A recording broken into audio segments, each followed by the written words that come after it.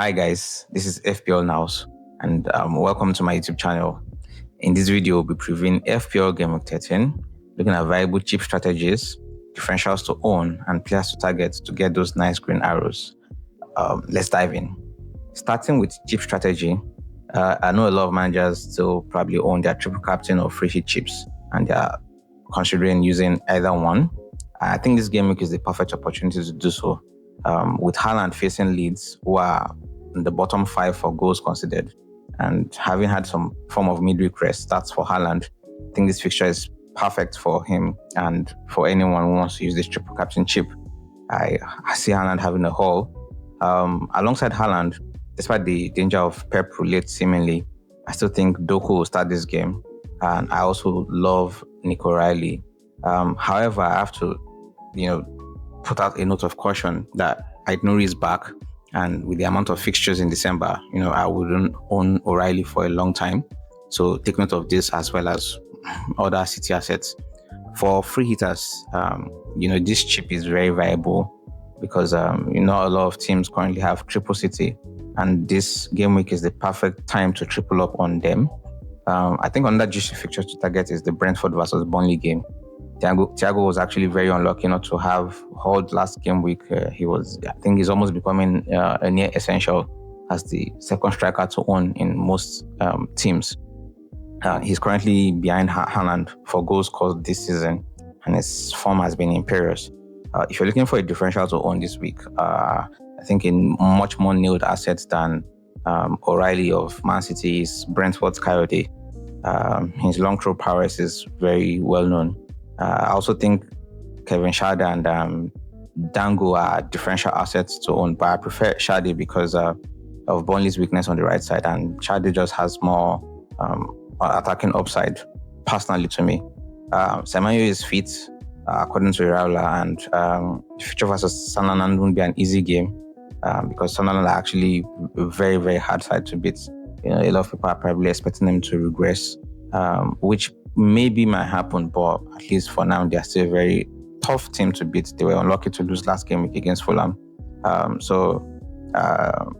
If I could advise anyone this game week, if you're a free hitter, I would probably say this is not the week to own Semenyo, and this is also not the week to probably invest in any more defensive assets because they will definitely consider again. I don't see them even keeping any clean sheet in the next 5 fixtures that they have. A lot of FPL managers also have either triple or double Palace assets. And to be honest, I wouldn't bench any Palace assets if I own them. Palace have been a difficult fixture for United in recent times. And the nature of United's defense, which is very horrible, just means Sarr and Mateta, I honestly think we'll have some attacking return in this fixture.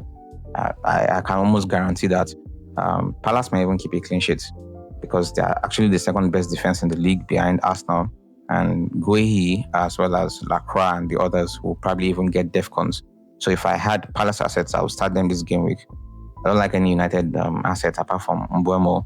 And even as someone who owns him, I feel a bit, unsure that he would probably even have a return. I think he'll probably blank. That's how well Palace are much more better than United, and their defense is actually very rock solid. If I wouldn't own Mbeumo, if I was like on a free hit, I'll swap him for someone like Doku or Foden or even Morgan Rogers. Talking about Rogers, last week I mentioned him as a differential to own, and he rightfully hauled as I predicted. I see a similar outcome happening in this game as Wolves are just terrible. And even with a new coach, I don't see anything happening suddenly that would happen, like a new manager bounce, because the current crop of those players aren't just exactly going to move trees and suddenly become defensive juggernauts. And plus, I also think they have a lot of key players missing. So I think that a viable strategy is to double up Matty Cash for this fixture. It has actually been one of the best defensive assets to own the past 5 game weeks. The West Ham versus Liverpool fixture also screams of goals. I laughed last week at many FPL experts and the community who said it was better to swap Gabriel to Van Dijk. Liverpool might actually have a decent amount of good fixtures, but their defensive assets are not worth investing in.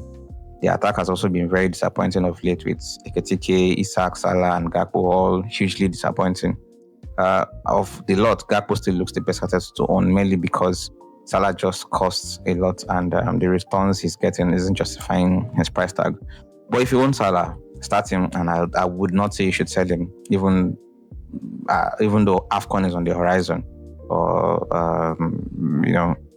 for reasons apart from his form as well.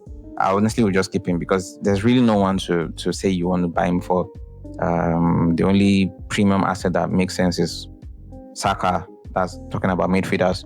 But if you look at other midfielders, Palmer has been injured for a while. You look at Bruno Fernandes. You look at maybe Cunha. You just look around the board. There's really not that asset that you would say you want to consider swapping Salah for. The likes of Salah have also been disappointing as well. So I would just honestly just keep Salah. Also, because West Ham have one of the worst defenses in the league, they've considered the second most goals. So this fixture, I hope, is where the Liverpool attacks finally reward their owners. Bowen is also a viable asset to own this week on a free hit.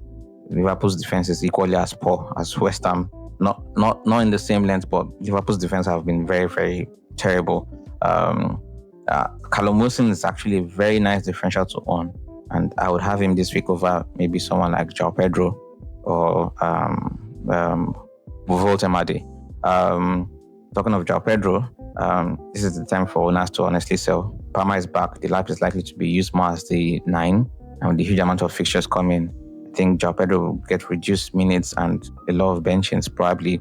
And this fixture is just one where I don't see him getting an attacking return. Talking about this fixture between Arsenal and Chelsea, I predict Arsenal to actually come out on top, even though Chelsea have been really on a great run of form. I just think Arsenal are better defensively and have so many informed players. Talk about Eze, Rice, Trossard, who is likely injured by the way, and look at Timber and Saka. If you even check, you'd see that when you check the top defensive assets and the top midfield assets, you'd see a lot of Arsenal players in the top 5, top 10. And for me, the only Chelsea players that I was looking at are Pedro Neto and Caicedo. And Caicedo's attacking returns have dried up of late, so his appeal was never going to be long term. So if you have Arsenal assets, I wouldn't suggest betting them or taking them out for his. I would actually start them, and probably they could even get attacking returns. Timber got one midweek. Worst case scenario, if this match was to end goalless, this even probably bodes well for people who have double up of maybe Timber and Raya or Timber and Calafiori. So definitely would say yes, start your Arsenal assets, don't sell them for a hit, and don't bench them, to be honest. Differentials to win this week include Kevin Shad, Callum Wilson, Foden, Rogers, and Ryan Cherki. Even though Ryan Cherki he's not guaranteed to start, and there's just a lot of worry about rotation. But I honestly see him as a nice little differential to own. Differential captains to go if you perhaps don't have Haaland or you feel like there's a better upside somewhere.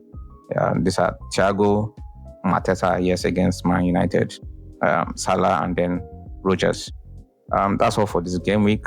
Thank you for watching. Remember to subscribe, share, and like my videos. Please follow me on X or Twitter and on TikTok as well.